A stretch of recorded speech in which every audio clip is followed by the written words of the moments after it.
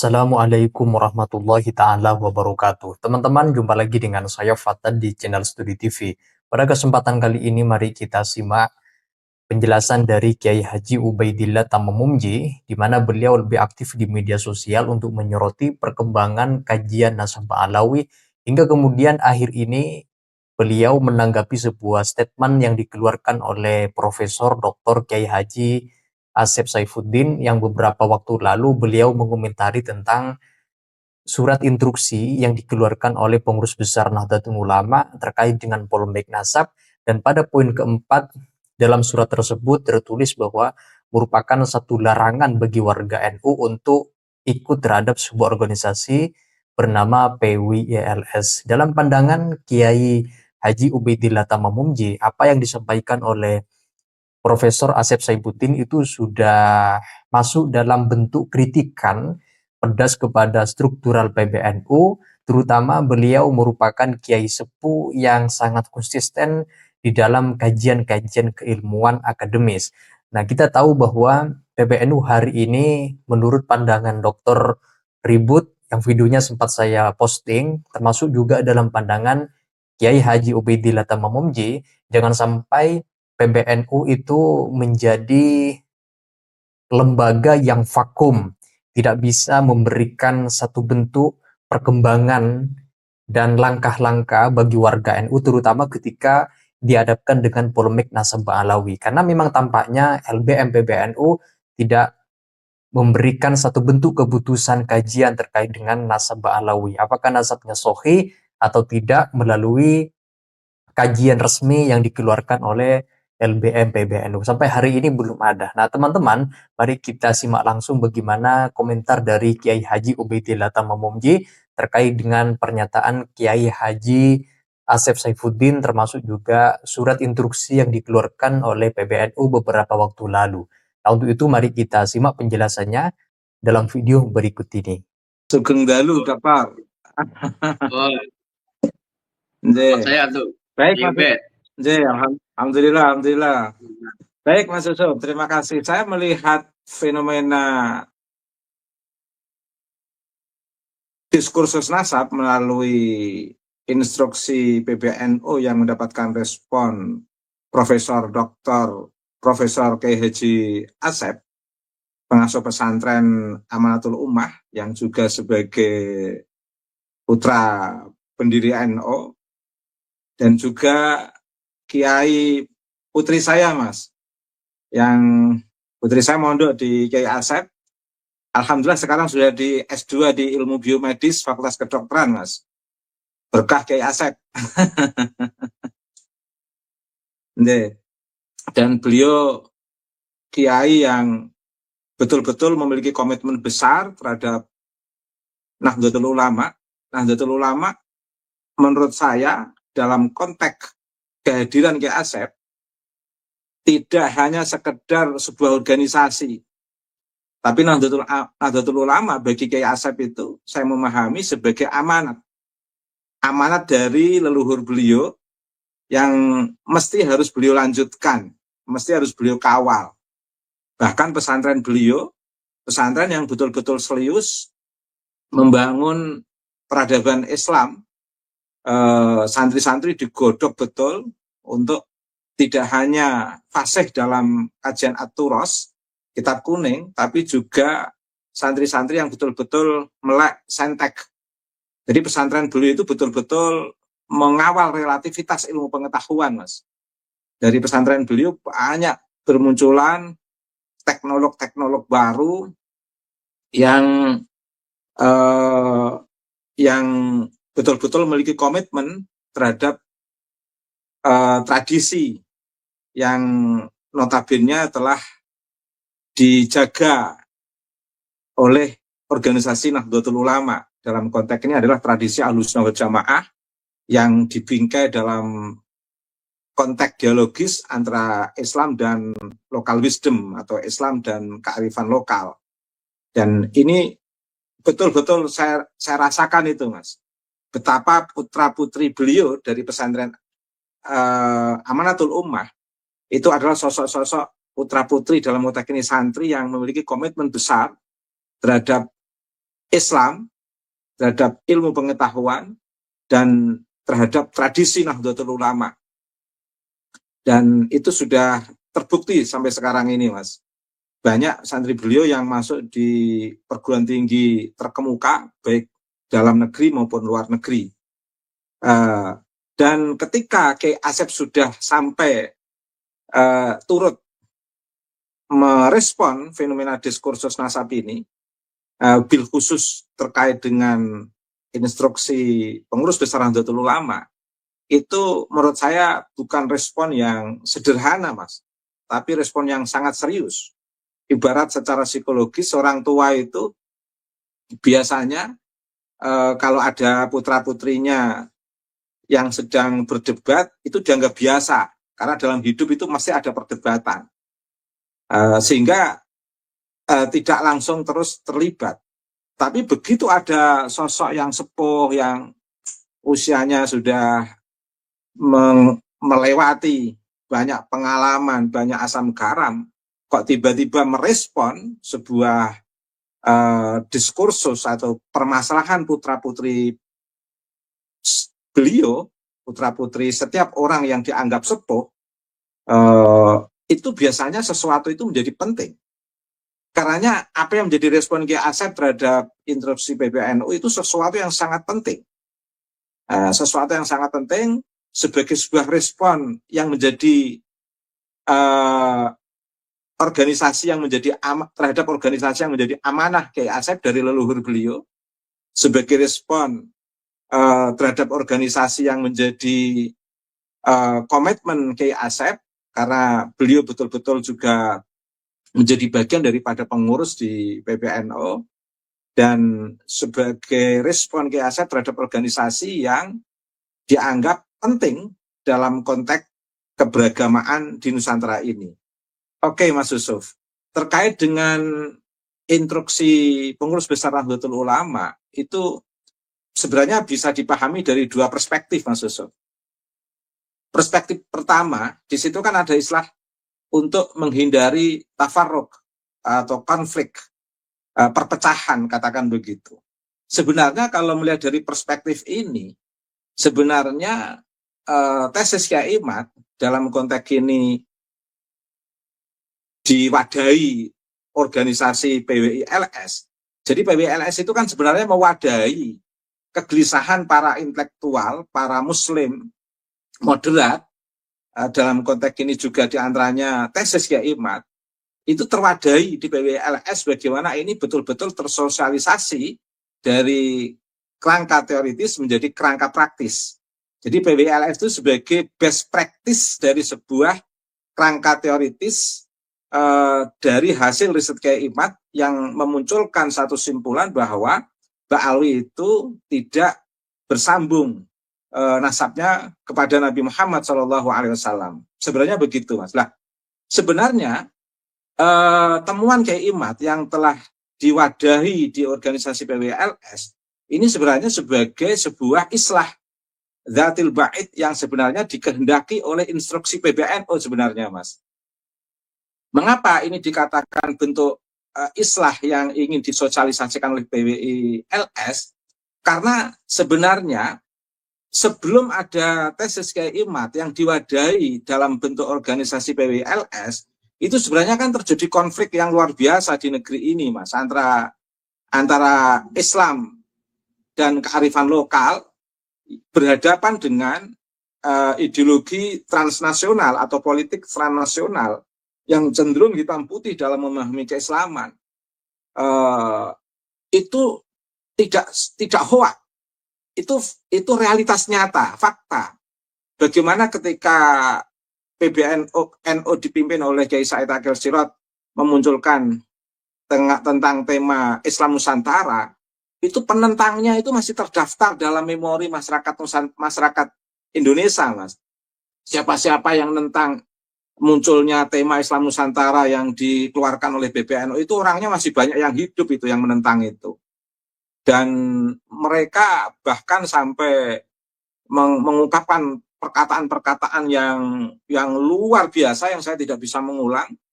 Bagaimana ketika istana dalam kepemimpinan Bapak Presiden Jokowi mengundang seorang qori yang qori di situ menggunakan lagam Jawa.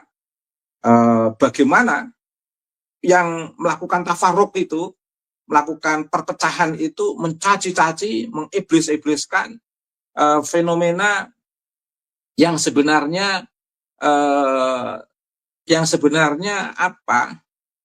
masih dalam kerangka prinsip-prinsip keislaman, masih dalam kerangka prinsip-prinsip keutamaan dan betul-betul tidak bertentangan dengan prinsip Islam. Tetapi bagaimana kelompok yang melakukan tafarruq ini?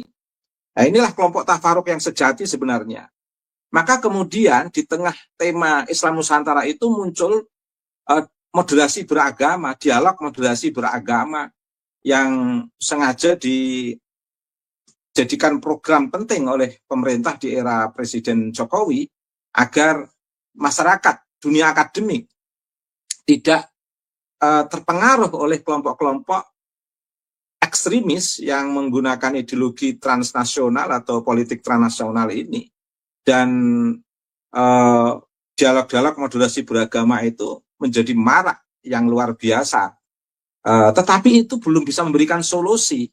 Tetap saja setiap pemilu berlangsung, baik terkait dengan pemilihan presiden maupun gubernur, katakan begitu, tetap saja kelompok-kelompok tafarruq ini muncul luar biasa. Dialog moderasi beragama belum bisa menjawab. Lah, muncullah tesis Kiai Imad yang kemudian diwadahi oleh PWI-LS, kemudian suasana tafarruq yang dimunculkan oleh kelompok sebelah itu menjadi berkurang. Sampai sekarang ini mereka nampak duduk manis. Kelompok-kelompok yang dulu melakukan tafarruq sekarang ini duduk manis. Dan ternyata dialog moderasi beragama itu belum bisa menjawab kelompok yang melakukan tafarruq ini. Tetapi begitu ada tesis Kiai Imad yang diwadahi oleh PWLS, komunitas yang melakukan tafarruq ini menjadi redam. Dan sekarang tidak nampak secara publik. Bahkan cenderung banyak pengikut-pengikut kelompok tafarruq yang sekarang ini malah masuk di PWLS. Jadi sebenarnya PWLS itu mewadahi tesis Kiai Imad dan mewadahi para akademisi yang sadar terhadap sebuah fenomena yang memang harus segera dijawab. Kalau tidak akan bisa menyebabkan konflik yang berkepanjangan dan Indonesia ini akan terus gaduh. Alhamdulillah pemilu kemarin tidak begitu gaduh, Mas. Mereka terasa munculnya tesis Kiai Imad itu sangat mengingatkan secara akademik dan sangat mengena karena langsung disambut oleh masyarakat Nusantara. Itulah mengapa dengan adanya PWLS itu banyak yang terlibat di PWLS sekaligus dengan adanya tesis itu membuka satu kesadaran pentingnya meluruskan sejarah, Mas. Pentingnya meluruskan sejarah, pentingnya menjaga makam-makam yang pada dibelokkan dan lain sebagainya. Jadi kalau dilihat dari perspektif yang pertama dari instruksi PBNU itu sebenarnya mengapresiasi tesis Kiai Imad yang diwadahi PWI-LS karena ini sebagai sebuah jawaban atau counter wacana menjawab wacana-wacana tafarruq yang dimunculkan oleh kelompok-kelompok sebelumnya yang selalu bikin gaduh setiap pemilu di negeri ini, Mas. Nah, ini kalau saya lihat dari perspektif ini. Maka tidak salah ketika respon Kiai Imad di sosial media itu menyambut positif terhadap instruksi PBNU, Mas. Bukan malah seolah-olah sebagai objek yang menjadi korban instruksi itu, bukan. Justru Kiai Imad malah menyambut positif. Sambutan Kiai Imad secara positif dan beberapa pengurus elit PWLS itu saya pahami betul karena memang instruksi PBNU jika dipahami dari perspektif pertama yang saya sampaikan ini itu positif dengan kehadiran PWLS sebagai sebuah islah dari tafarruq itu tadi. Dan kalau saya tafsirkan pertanyaannya mengapa di poin 4 atau poin berapa itu instruksi PBNU menyebut langsung dengan istilah PWLS untuk tidak terlibat, itu sebenarnya juga positif. Itu sebenarnya iltifat an hudurid dzihni dalam konteks balaghah, Mas. Artinya apa? Sebenarnya kan kalau saya pahami dari instruksi yang menyebut istilah PWLS langsung itu sebenarnya ingin menggebuk mereka yang berlawanan dengan PWLS dengan menyebut PWLS. Tapi bukan PWLS sebagai PWLS bukan sebagai sasaran dari instruksi itu. Tapi sasarannya adalah mereka-mereka yang bertentangan dengan PWLS yang notabene telah membuat tafarruq sehingga membuat gaduh setiap ada pemilu, membuat gaduh sampai pentingnya melakukan dialog moderasi beragama yang semuanya itu belum bisa diselesaikan. Dengan adanya tesis Kiai Imad yang diwadahi PWLS itu bisa menjadi satu jawaban penting. Nah, memang seolah-olah bahasa dari instruksi PBNU itu seolah-olah melemahkan PWLS. Tapi sebenarnya itu sebuah isyarat yang cerdas menurut saya. Tinggal persoalannya adalah bisa nggak kita memahami isyarat PBNU itu dengan pemahaman yang cerdas. Ibarat al-alim yakfi bil isyarah, al-jahil la yakfi bil isyarah illa bil hijarah. Jadi kalau orang itu alim, paham, instruksi PBNU itu sebenarnya sebuah instruksi yang positif, menguatkan gerakan PWLS yang mewadahi tesis Kiai Imad dan mewadahi pikiran-pikiran kritis tentang fenomena glorifikasi yang tidak pernah disentuh oleh gerakan-gerakan kritis di lingkungan NU sebelumnya, betul-betul menjawab hegemoni yang membahayakan dalam konteks kesetaraan, keadilan, dan kemanusiaan. Jadi ini perspektif pertama, Mas. Jadi instruksi PBNU itu dari perspektif pertama ini menurut saya positif. Nah kemudian dari perspektif kedua itu memang seolah-olah kalau dipahami secara awam itu seolah-olah PBNU keras terhadap PWLS sehingga memunculkan respon dari banyak kalangan sosial media, bahkan Dr. Ribut sendiri mensinyalir pentingnya PBNU itu adalah Nahdlatul Ulama itu bukanlah Naumul Ulama. Itu kan luar biasa respon Dr. Ribut untuk membangunkan para ulama agar jangan tidur. Itu, Mas. Dan terkait dengan respon Kiai Asep seperti yang saya katakan tadi, sebuah kepedulian dan rasa tanggung jawab Kiai Asep terhadap Nahdlatul Ulama. Dari respon Kiai Asep itu ada beberapa catatan saya, Mas. Kiai Asep betul-betul memahami arti pentingnya dialog ilmiah sebenarnya, sehingga menghendaki bagaimana PBNU itu mempertemukan Kiai Abbas, Kiai Imad, mempertemukan dengan pihak Robitoh yang beliau sebut dengan istilah Habib Taufik itu, bagaimana bisa didialogkan dalam koridor ilmiah, bukan dialog dalam koridor debat tanpa basis keilmuan. Ada hal-hal penting yang dibalik teks apa yang dikatakan oleh Kiai Asep dari hasil pembacaan saya secara hermeneutik. Yang pertama adalah ekspresi kebenaran. Kiai Asep memahami betul bahwa tesis Kiai Imad itu merupakan ekspresi keberanian intelektual yang belum pernah dilakukan di tengah budaya glorifikasi keturunan.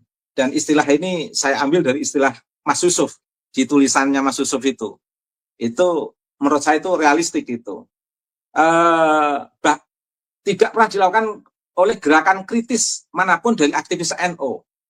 Saya dulu waktu masih muda itu pernah ketemu gerakan liberal NU, gerakan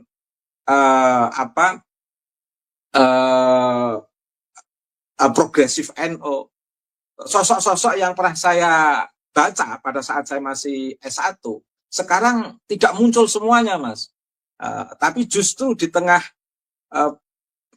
konteks glorifikasi yang sangat hegemonik ini, justru yang munculnya justru dari sosok kiai dari pesantren, dari desa, yaitu Kiai Imad. Ini luar biasa. Dan Kiai Asep memahami betul ini sebagai fenomena ilmiah yang harus didialogkan secara ilmiah.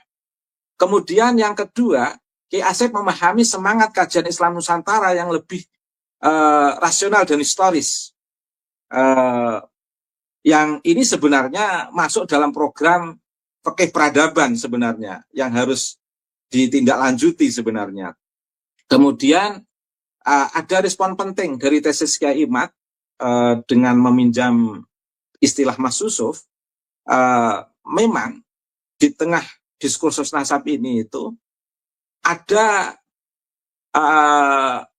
kekhawatiran kelompok Ba'alwi masih didominasi rasa takut kehilangan monopoli atau makna atau simbol atau klaim kesucian yang selama ini tidak tersentuh oleh kritik. Ini minjam bahasa Mas Yusuf ini saya. Mohon maaf Mas Yusuf. Mohon diizinkan.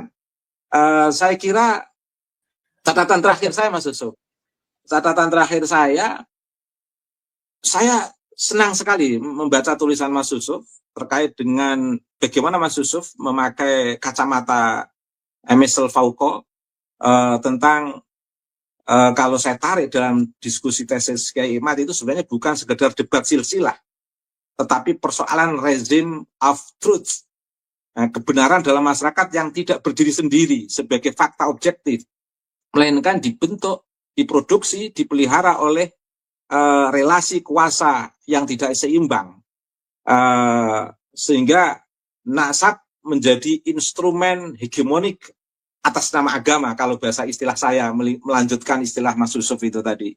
Dan ini betul-betul disadari oleh Kiai Sepuh kita, Kiai Asep, sehingga Kiai Asep betul-betul merespon pentingnya Nahdlatul Ulama, pengurus besar Nahdlatul Ulama, untuk memperhatikan 3 hal sebagai penutup, yaitu arti pentingnya literasi, arti pentingnya filtrasi, arti pentingnya analisis dari seluruh kajian itu, sehingga tidak mengeluarkan instruksi tanpa isi, ibarat pepesan itu pepesan kosong yang tidak bisa diaktualisasikan dalam konteks resolusi atau islah.